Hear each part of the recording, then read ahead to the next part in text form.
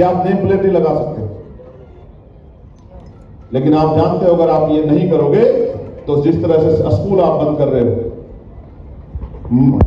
मर्ज करने के नाम पे, गरीबों के बच्चों का पढ़ने का अधिकार छीन रही है, मामले कैसे छीनेंगे?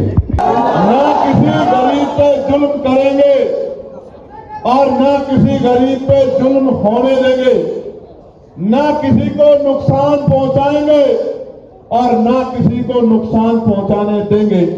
सबका हाथ पकड़ेंगे, सबके धर्मों का सम्मान करेंगे, सबके बच्चों को आगे बढ़ाने के लिए नए इंतजाम करेंगे, एक नया इंकलाब करेंगे, एक नई आंधी लाएंगे, एक नई ताकत बनाएंगे, एक ऐसी सियासी ताकत होगी जिसमें हर एक आदमी भी, विरोधी भी ये महसूस करेगा कि ये ताकत किसी को मिटाने के लिए नहीं है, ये ताकत सबको आगे बढ़ाने की।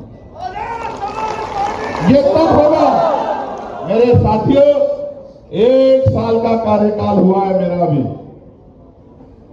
आप समझिए किसी दफ्तर में कोई काम करने जाता है तो 1 साल की तो ट्रेनिंग हो जाती है, उसके बाद कहते हैं कि ले भाई अब तू कुछ काम कर ले। 1 साल हुआ है अभी। इस 1 साल में आप बताओ पार्लियामेंट में चंद्रशेखर आजाद से ज्यादा कोई बोल पाते? आप बताओ।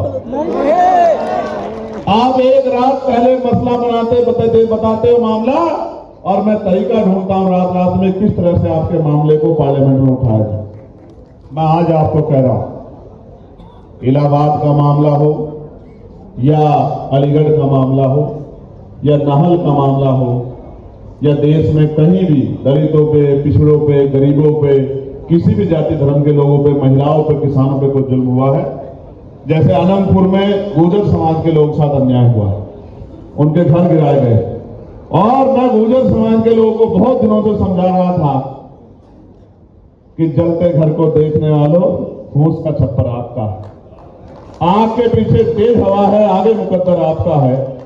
तेरे कत्ल पे मैं भी चुप था, मेरा नंबर अब आया, मेरे कत्ल पे आप भी चुप हो, अगला नंबर आपका। मैं गुर्जर समाज के लोगों को समझा रहा था, लेकिन अब जब वहां फरीदाबाद मैननपुर में 60 साल से जो वहां रह रहे हैं, अब उसको जब बुलडोजर चला तो कल उनकी पंचायत, अब उनको समझ में आया कि जो सत्ता में लोग बैठे हैं वो किसी के नहीं, उनको सिर्फ पूंजीपति खुश करना। और मैं आपको एक और बात बताता हूं, बहुत कामयाब बात बताता हूं।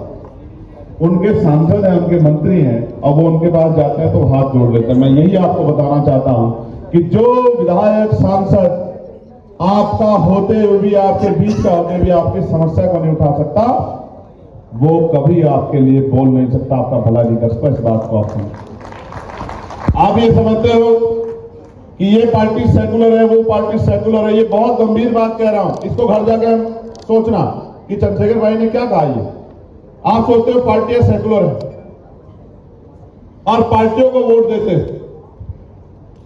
एक आदमी 20 साल भारतीय जनता पार्टी में रहा और 15 दिन पहले उसने कोई दूसरी तथाकथित सेकुलर पार्टी ज्वाइन कर ली, क्या उसका आचरण, उसका व्यवहार, उसका मिजाज बदल जाएगा क्या?